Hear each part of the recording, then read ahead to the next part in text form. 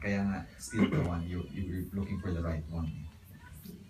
So they should, or you're telling them to keep on looking for the one. Yes.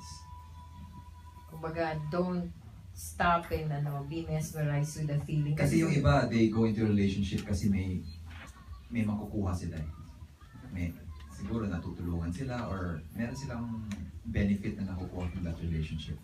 Pero if it's not real love, or if it's not right in terms of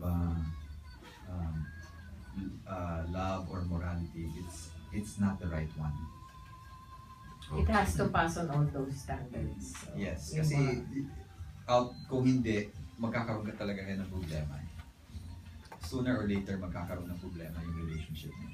But do you also believe in unrequited love? Yung talagang one-way love, unconditional love. You only love the person but you don't care that that person will love you back. Yeah, I've met people who do that, na talagang kahit na parang hindi siya pinapansin ng tao, love na love pa rin nila.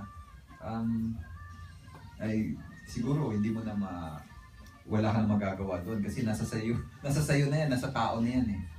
So they have to help themselves. Okay. Si Dennis. Ako po siguro gusto kong parating sa mga manonood na kailangan nila panoorin tong pelikula na to dahil totoo po yung mga characters na ginagampanan namin. I mean, nangyayari talaga siya sa totoong buhay. And ayun na, katulad ng sinabi ni Sir Chief na dito sa pelikulang to, makikita nyo yung mga pagkakamaling pagkadaanan nyo sa mga buhay ninyo. And at the same time, may mga sagot at matutulungan kayong itama para mas maging masaya kayo lalo na sa isang relasyon. Ayan, nasagot na yung problema mo, chikanes. May problema siya kagabi. Ayan, sinagot ni Dennis. I-apply mo yan. Si baby boy ba Si baby yun? boy niya. Ay, Okay. More questions. Tingnan mo, nakaka-connect